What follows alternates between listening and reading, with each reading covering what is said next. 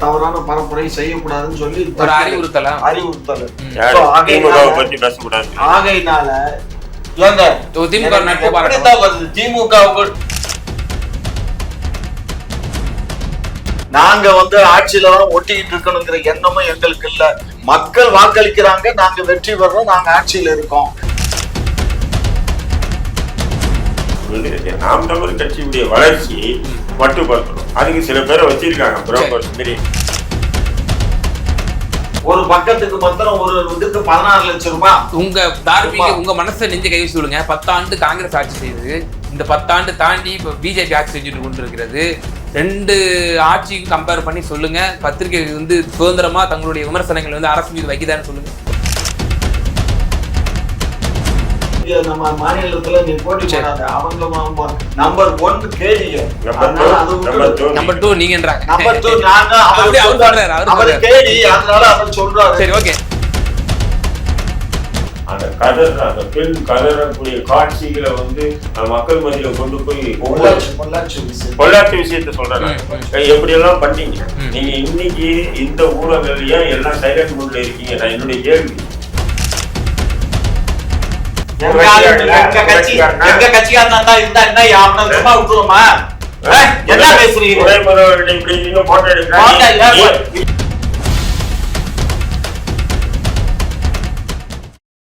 குக்கு செய்திகள் நேயர்களுக்கு அன்பு வணக்கம். இன்றைய சிறப்பு விவாத நிகழ்ச்சியில நம்மோடு இணைந்திருக்கும் சிறப்பு விருந்தினர்கள் இந்திய தேசிய லீக் கட்சியினுடைய நிறுவன தலைவர் மரியாதைக்குரிய அப்துல் ரஹீம் அவர்களும், மேலும் திமுகவை சார்ந்த மரியாதைக்குரிய காமாட்சி ஐயா வந்திருக்காங்க. இருவருக்கும் வணக்கம்.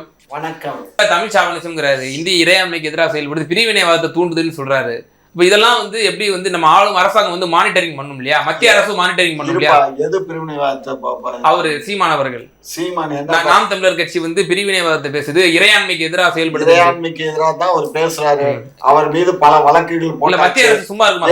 ஜெயலலிதா அம்மா ஆட்சி காலத்திலேயே அவரை போக்சோ சட்டத்தெல்லாம் கைது பண்ணி சிறையில இருந்து 3 ஆண்டுகள் உள்ள. போக்சோ இல்லையா?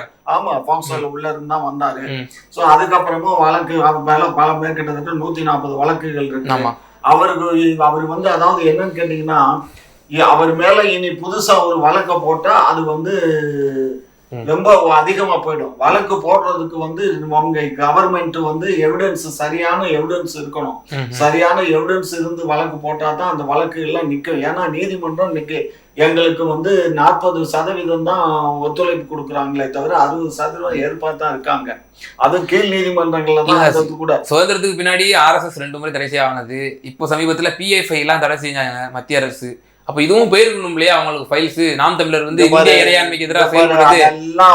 அது அவங்க இன்னைக்கு எங்களுக்கு கூட்டணி வந்துடும், நாளை கூட்டணி வந்துடும், அந்த கூட்டணி அந்த இதுக்காக பார்த்துட்டு இருக்காங்க. நேற்றுக்கே பேசியிருக்காங்க தெரியுமா? உள்துறையும் நம்ம அமித்ஷா பேசியிருக்காரு, பிரதமரும் பேசியிருக்காங்க. என்ன பேசியிருக்காங்கன்னா, திரு அண்ணாமலை அவர்கள் எந்த கட்சி கூடயும் வம்பு இழுக்க கூடாது, எல்லாத்துக்கூடையும் சரியான உறவு முறையோட இருக்கணும், தேர்தல் வரை நீங்க எந்த விதமான தவறான பரப்புரை செய்யக்கூடாதுன்னு சொல்லி அறிவுறுத்தல். ஆகையினால திமுக மொத்தத்துக்கு தான் அட்டாக் பண்றாரு. திமுக மட்டும் பண்றான், திமுக பண்ணலைங்கிறதல்ல பிரச்சனை. இது மொத்தத்துலதான் அவங்க சொல்லியிருக்காங்க தலைமையில. அந்த ஆளு அதை கடைபிடிப்பாரு, அவ்வளவுதான். எங்களுக்கு ஏனாலும் சரி, பினாலும் சரி, எக்ஸ்னாலும் எங்களுக்கு அதை பத்தி கவலை இல்லை. நாங்க ஆட்சியில தான் ஒட்டிக்கிட்டு இருக்கணுங்கிற எண்ணமும் எங்களுக்கு இல்ல. மக்கள் வாக்களிக்கிறாங்க, நாங்க வெற்றி பெறோம், நாங்க ஆட்சியில இருக்கோம். மக்கள் எங்களை வேண்டாம் அப்படின்னு சொன்னா நாங்க மத்திய மாநில அரசுகள் மக்களை என்னங்க ஏமாத்துறோம்? என்ன பேசுறீங்க? உங்களுக்கு முத்தார் மாதிரி ஆள் தாங்க லாய்க்கு. அவருக்கு கூட சண்டை போறதுக்கு தான் நீங்க என்ன பார்த்து என்ன பேசுறீங்க? அந்த நாயெல்லாம் இனி பேச சரிப்படிதான் அவனுக்கு பாருங்க. அது அன்னைக்கு பேசிட்டு வந்திருக்கீங்கல்ல, அவ்வளவு திமுக காரன் இல்லையா? திமுக என்ன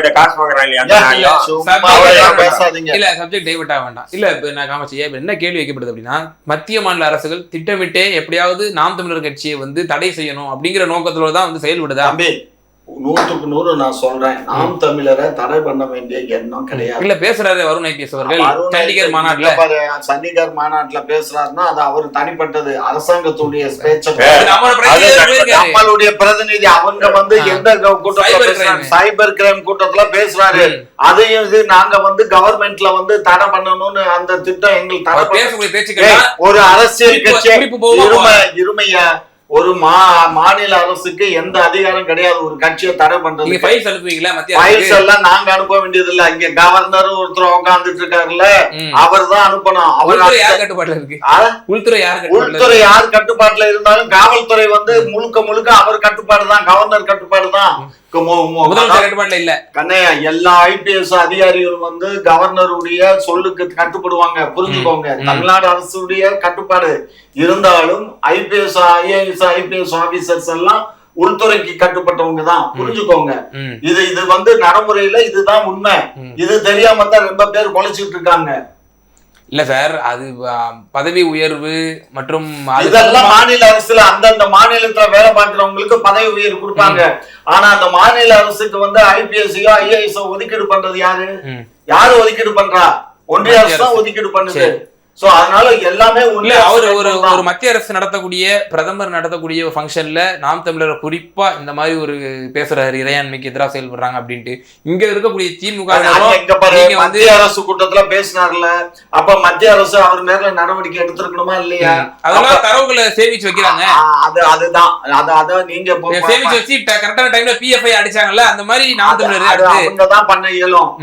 நீங்க கொடுப்பீங்கல்ல தரவுகள்? நாங்க ரிட்டர்னா ஸ்டேட்மெண்ட் எங்க சீஃப் செக்ரட்டரி மூலியமாவோ முதலமைச்சர் மூலியமாவோ போகாது. அது கவர்னர் மூலியமா தான் போகணும். அது எங்களுக்கும் அதுக்கும் சம்பந்தம் இல்லை. எக்காரணத்தை முன்னிட்டும் திரு சீமான் அவருடைய கட்சியை தடை செய்ய இயலாது. விடுங்க, அவரு நான் வரட்டும், அவரு ஆட்சிக்கு வரட்டும், நல்லா நீங்க எல்லாம் ஓட்டு போடுங்க. எங்களுக்கு அதை பத்தி கவலை இல்லை. எங்களுக்கு மக்கள் இருக்காங்க, மக்கள் வாக்களிப்பாங்க. நாங்க 26லயும் நாங்க வெற்றி பெறுவோம், ஆட்சி அமைப்போம். சரி, ஓகே சார்.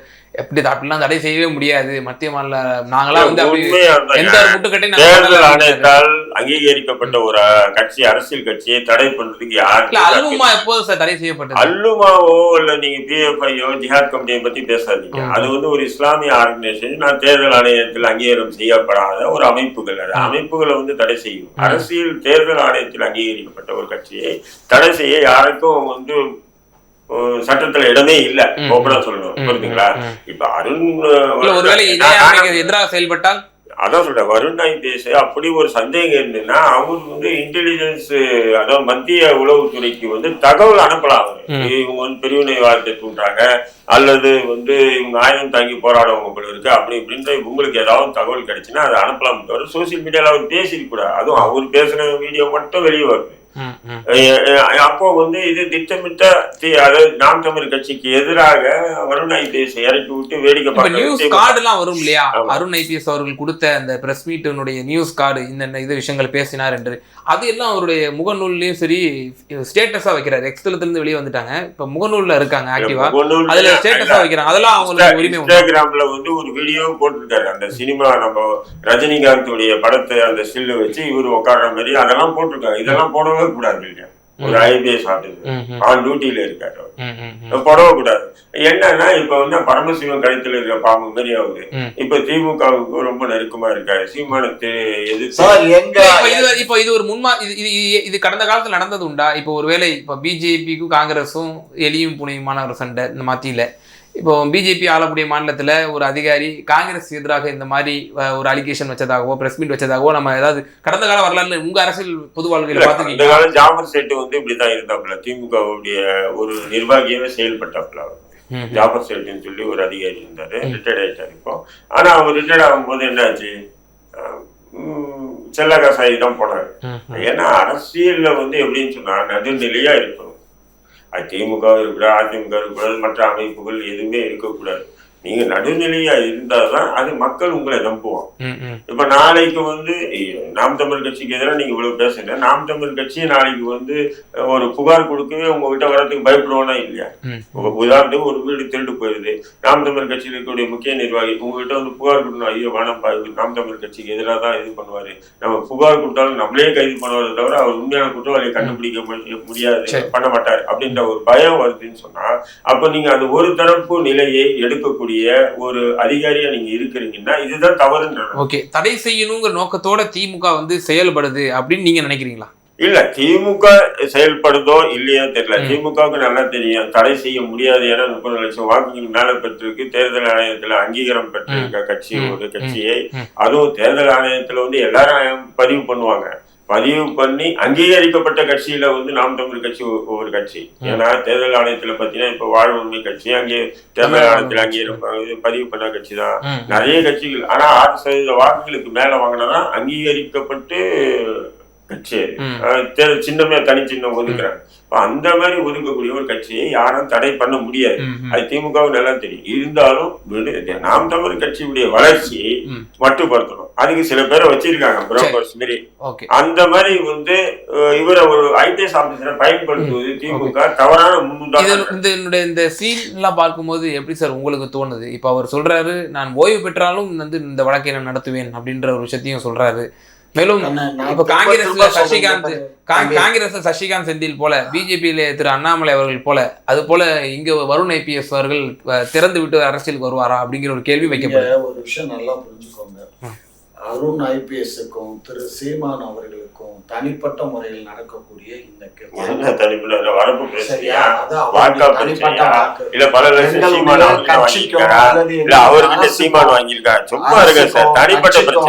எங்களுடைய கட்சிக்கோ அல்லது எங்க அரசுக்கோ ஏதாவது இடையூறு செய்கிற மாதிரி நீங்க ஏன் வந்து ட்ரோல் பண்றீங்க?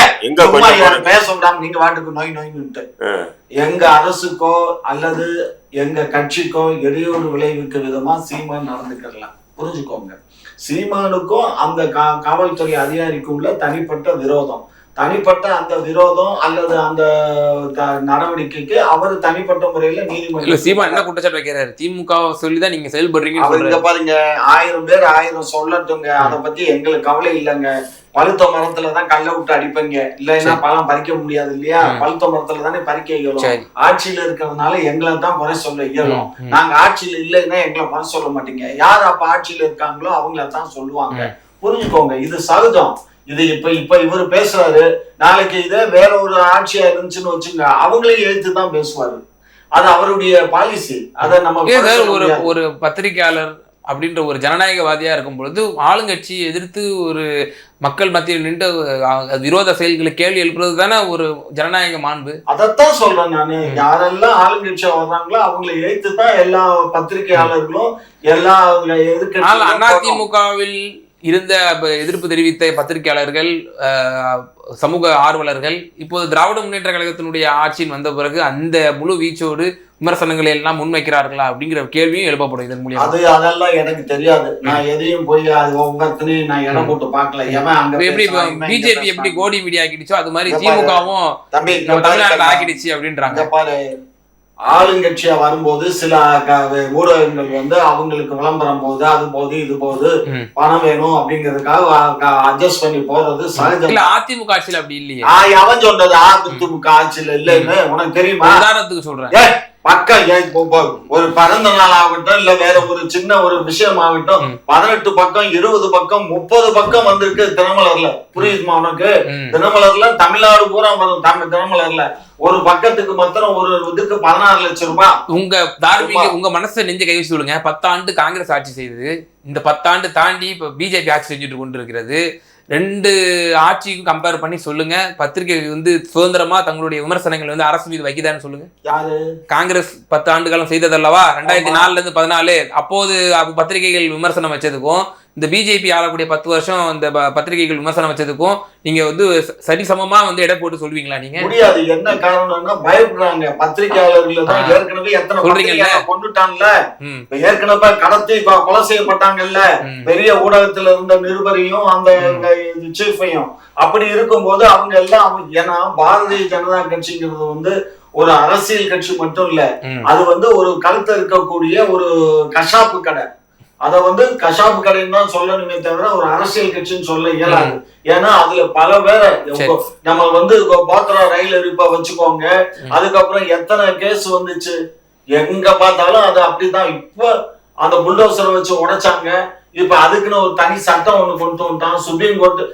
இப்ப இருக்கக்கூடிய அரசுக்கு ஆதரவா தான் சுப்ரீம் கோர்ட்டும் செயல்படுது. அந்த சுப்ரீம் கோர்ட்ல ஒவ்வொரு தீர்ப்பும் பாத்தீங்கன்னா எல்லாமே ஆளுங்க அரசுக்கு சாதகமா தான் வருது. அதான் சார், அதான் ஒப்பிடுறாங்க காங்கிரஸ் 10 ஆண்டு ஆட்சியில எப்படி தொடுத்தாங்களோ விமர்சனங்களை, அது ஜனநாயக முறையில் இருந்துச்சோ. இப்ப பிஜேபியோட ஆட்சி காலத்துல விமர்சனம் வைக்கிறது இல்ல ஊடகங்கள், அதேதான் ஒப்பிடுறாங்க. அதிமுக ஆட்சிக்கும் திமுக ஆட்சிக்கும் ஒப்பிடுறாங்க. பாரு, நாங்க கூட்டணியில திமுக காங்கிரஸ் கூட்டணியில இருந்துச்சு. கூட்டணியில இருக்கும் போதே எங்களை முதல் 2 ஸ்பெக்ட்ரம் ஊழல்னு போட்டீங்க, நிலக்கரி ஊழல்னு போட்டீங்க. அதுக்கப்புறம் நீதிமன்றமே எங்களை விடுதலை பண்ணுச்சு. அப்ப இந்த மாதிரி எல்லாம் பண்ணுனாங்க அப்படின்னா, இன்றைக்கு பாரதிய ஜனதா கட்சி அந்த மாதிரி பண்ணுச்சா? என்ன பண்ணுச்சு? ஊழல் வழக்கு மேல போட்ட என்ஃபோர்ஸ்மெண்ட் வழக்கெல்லாம் மும்பையில அந்த மேல வாபஸ் வாங்கி கட்சியை உடைச்சிட்டாங்க. கட்சியை உடைச்சு வழக்கெல்லாம் வேற வாபஸ் வாங்கி இப்ப கூட ஒரு 1000 கோடி வழக்குல அதுல முற்றுமே அதுல இருந்து நீக்கிட்டாங்க. அதுக்கப்புறம் தான் அந்த ஆளு நான் துணை முதலமைச்சரா இருக்கேன்னு சொல்லி சொன்னான். இதெல்லாம் பாரதிய ஜனதா கட்சியோட இங்க நம்ம மாநிலத்துல நீ போட்டி போடாத. அவங்க நம்பர் 1 கேடிஏ, அதனால அது நம்பர் 2 நீங்கன்றாங்க. நம்பர் 2 நாங்க அவர் கேடி, அதனால அவர் சொல்றாரு. சரி, ஓகே. இந்த தடவை நீங்க நம்புறீங்களா? அதாவது ஏடிஎம்கே ஆட்சியில பத்திரிகையாளர்களும் சரி, சமூக ஆர்வலர்களும் சரி, எப்படி விமர்சனம் பெருத்தார்களோ அதே வீச்சோடு அதே வேகத்தோடு தான் திராவிட முன்னேற்ற கழகத்தினுடைய இந்த 3 ஆட்சி காலத்தின் போதும் நடக்கக்கூடிய விமர்சனங்களும் சரிவர வைக்கிறாங்க. நீங்க நம்புறீங்களா? இல்ல அதாவது ஊடகங்கள் முழுக்க முழுக்க திமுக கட்டுப்பாடுக்கு போயிடுச்சு. எப்படி சார் கட்டுப்பாட்டுக்கு போகும்? பிரஸ் கிளப்ல ஜெயிச்சாங்க, ஜெயிச்சுட்டு முதல்வர் தான் சந்திக்கிறாங்க. அடுத்தது போலீஸ் கமிஷனர் 10 வருஷமா பிரஸ் கிளப் ஒருத்தன் ஆட்டோ போட்டுட்டு வச்சு 25 வருஷம். அதுக்கு அடுத்தது போய் போலீஸ் கமிஷனர், அதுக்கப்புறம் போய் டிஜிபி சந்திக்கிறாங்க போது, அப்போ இவங்க உண்மையான அறத்தோடு அங்க நடக்கக்கூடிய பாதிப்புகளை, மக்கள் விரோத செயல்பாடுகளை எப்படி மக்களுக்கு கொண்டு போவாங்க இந்த உலகத்துல? கொஞ்சம் யோசனை பண்ணி பாருங்க. இல்ல, இதே தேர்தலுக்கு முன்னதாக அவ்வளவு முன்னணி நெறியாளர்களும் சரி, செய்தியாளர்களும் சரி, பிரதமர் மோடி அவர்கள் தமிழகத்திற்கு வந்த பொழுது அவ்வளவு நெறியாளர்களும் பிரதமர் அவர்களையும் சந்திச்சாங்க, புகைப்படம் வெளியே வந்துச்சு. நீங்க மறுக்கிறீங்களா? அதை அப்ப எல்லாரும் மோடிக்கு அடிபணிச்சிட்டாங்கன்னு சொல்றீங்களா? பாருங்க, அது பிரதமரை சந்திக்கிட்டேன். இப்போ ஆளுங்கட்சிக்கு சந்திச்சு நீங்க வாழ்த்து தெரிவிக்கிறீங்கன்னு சொன்னா, அப்ப நீங்க ஊடகத்தை இங்க இருக்கக்கூடிய மக்கள் செயல்பாடுகளை உண்மை உள்ளதுபடி மக்களுக்கு கொண்டு போக உங்களால முடியாது. இதே அதிமுக ஆட்சி இருக்குன்னா இந்த ஊடகங்கள் இருக்கு பாத்தீங்களா, இந்த மீடியாஸ் முழுக்க பாத்தீங்கன்னா அரசுக்கு எதிராக செயல்படும். அதிமுக ஆட்சி மாறி திமுக ஆட்சி அத்தனை ஊடகங்களும் சைலண்ட் மோட்ல இருக்காங்க.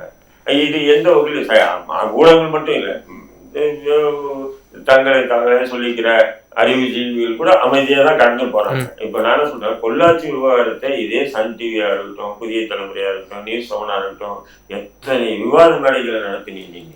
அந்த பெண் கதறக்கூடிய காட்சிகளை மக்கள் மத்தியில கொண்டு போய் பொள்ளாச்சி விஷயத்த சொல்றேன், எப்படி எல்லாம் பண்ணீங்க நீங்க. இன்னைக்கு இந்த ஊடகங்கள்லயே எல்லாம் சைலண்ட் மூட்ல இருக்கீங்க. நான் என்னுடைய கேள்வி, மெயின்ஸ்ட்ரீம் மீடியா இல்லையா நீங்க?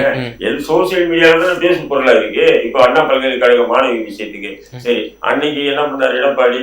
மக்கள் மத்தியில ஒரு பெரிய அளவுக்கு ஒரு அலைமை வீசி, அது பொள்ளாச்சி அவருடைய அதிமுகவுடைய நிர்வாகியுடைய உறவினர்னு சொன்னதுனால உடனே அவர் என்ன பண்ணாரு, அப்படியா சரி இந்த வழக்கு நான் சிபிஐக்கு மாத்துறேன்னு சொல்லி மாத்தினாரா இல்லையா அதிமுக பொதுச் செயலர்? அப்ப கூட்டணியில இருந்தாரு சார், அப்ப பிஜேபியோட கூட்டணியில இருந்தாரு.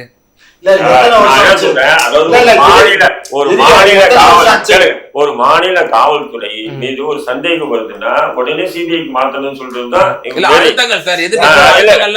இல்ல சிபிஐக்கு மாத்தணும்னா அவங்களையும் வானத்திலிருந்து குறிச்ச தேவதூர்கள் இல்ல, அவங்க கிட்ட என்னன்னா இந்த லோக்கல் பாலிட்டிக்ஸ் தவிர்த்துட்டு அவங்க நேரடியா நடவடிக்கை எடுப்பாங்கன்ற ஒரு நம்பிக்கை இருக்கு. அவசரப்படாதீங்க. அப்படி இருக்கும்போது இப்ப கோயம்புத்தூர்ல இந்த சிலிண்டர் வெடிப்பு வெடிச்சது, ஏன்னா கேட்கறதுக்கு முன்னாடி நீங்க போய் எண்ணெய் கிட்ட கொடுத்தீங்களா இல்லையா?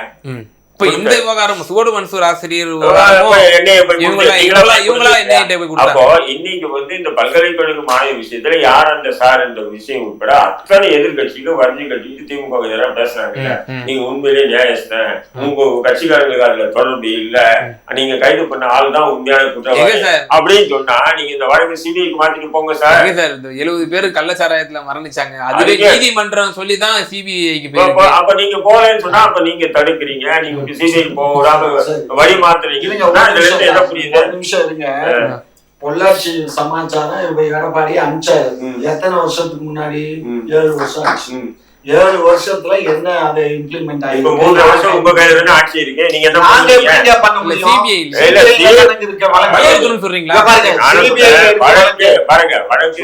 இருந்தாலும் மாநில அரசு நினைச்சுன்னா வழக்கு விரைவுபடுத்தலாம். அதெல்லாம் பண்ண இயலாது. சட்ட வழிமுறைகள் தெரியாம 7 வருஷமா ஒரு சாதாரண ஒரு ரேப் கேஸ், ஊர் ஊரா பேசின கேஸ், பல பெண்களை கொண்டுட்டு வந்து ரேப் பண்ணிருக்கான். அப்படிப்பட்ட கேஸ் வந்து வெளியில வரல. வந்த கொண்டு போய் நான் சிபிஐல கொடுத்துட்டேன்னு சொல்லி நல்ல பேர் வாங்கி தொடர்பு இருக்குன்னு பிரச்சாரம் பண்ணீங்களா இல்லையா? அப்ப அவர் மகன் தானங்க, பொள்ளாச்சி ஜெயராமனுடைய பையன் தானங்க. திரும்ப அந்தால எம்எல்ஏ வேற வந்திருக்கான், சீட்டு கொடுத்திருக்காரு. அப்போ அவங்க கைது பண்ண பிறகு கூட நீங்க என்ன பண்ணீங்க? இல்ல உண்மையான குற்றவாளி கண்டுபிடிக்கலன்னு சொல்லி கதறினீங்களா இல்லையா? இன்னைக்கு என்ன விஷயம்? நீங்க உங்க காவல்துறை கைது பண்ணது நம்பிக்கை இல்ல. உங்களுக்கு நம்பிக்கை இல்லைன்னா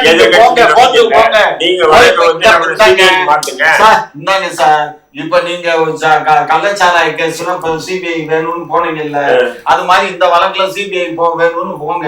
நாங்க கையெழுத்து மட்டும் நீங்களா மாத்திரீங்க. முஸ்லீம்கள் வாக்குப்பாட்டம் வேணும். இங்க பாருங்க, எண்ணெய்க்கு தான் போனமே தவிர முஸ்லீமுக்கு போல.